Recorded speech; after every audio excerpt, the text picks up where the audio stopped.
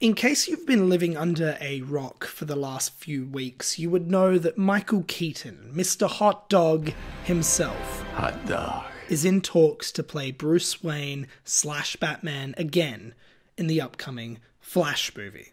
While this news is incredibly exciting, I was surprised to see that there was a divisiveness to the announcement. In all honesty, I expected Keaton's return to the role to be seen as a sort of second coming. Personally, I chalk this tepidness regarding his reprisal to a result of a few things. Number one, that DC can't really be trusted when it comes to announcing things. And number two, that people have forgotten how fucking awesome Michael Keaton was as Batman. lights out! Now you want to get nuts! Come on, let's get nuts. I have a hot take for all of you. I believe that every single component of Batman that the general audience loves is as a result of Michael Keaton's performances in Batman and Batman Returns. The mannerisms, the sound, the look, the Batcave, the Batsuit. The two Burton films established this language for Batman that has been replicated time and time again. Now, before you smash away at that keyboard in front of you, which I know you will, I wasn't talking about the fans of the character who grew up reading the comics or watching the TV shows. I'm talking about the general audience, the dudes who were expecting to see Superman pop up at the end of Avengers Age of Ultron. Keaton's performance as Batman, to me, is as quintessential to the character as Christopher Reeve was as Superman. Everything Keaton does in both Batman 89 and Returns is so distinctly Batman, and I don't mean in relation to the comics or whatever, but rather just how I've always envisioned the character.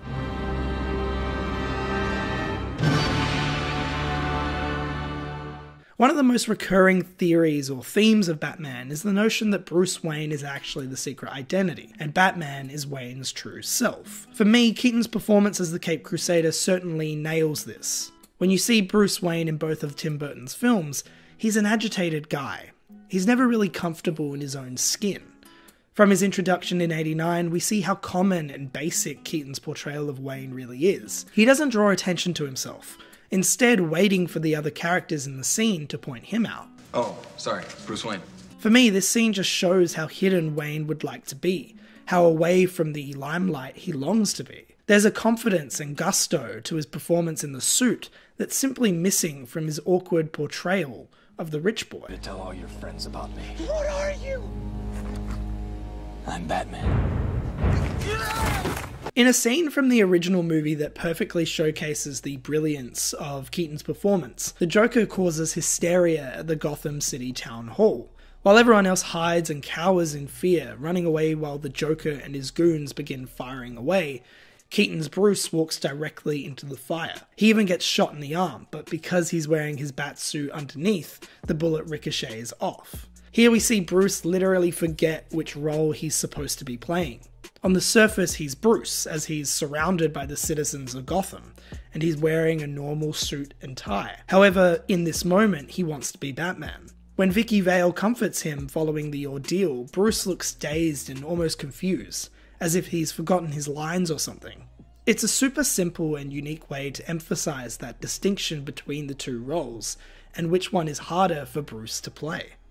Now, I don't know if I'm alone here, but for me, Batman Returns is one of the most underrated comic book films, like, ever. What I love about Burton's sequel is how it takes everything that worked in the original, i.e. the gothic tone, the larger-than-life antagonists, the brilliant performances, a gorgeous score, Batman has only had one theme, and just dialed all of it up to 11.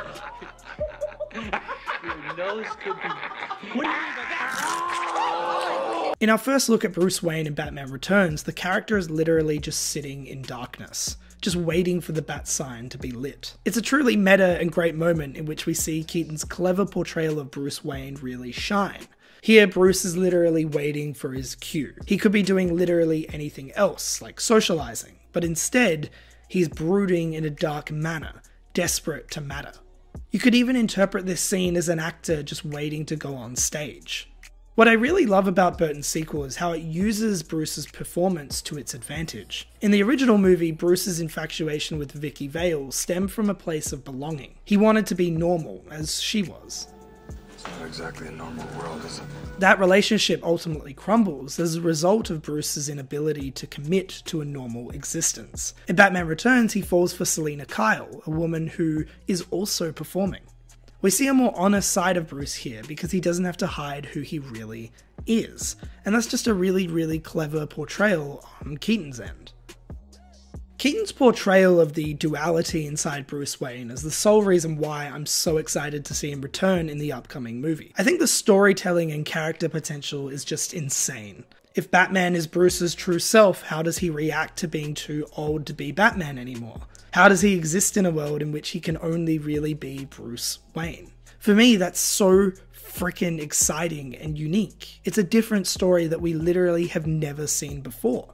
Now, before I sign off, I just want to leave you guys with a crucial 10-second clip that summarizes my thoughts on Keaton's perfect performance as Batman. I've got 2 words that I want you all to remember. They're very important. And if I leave you with anything, I'm going to leave you with these 2 words.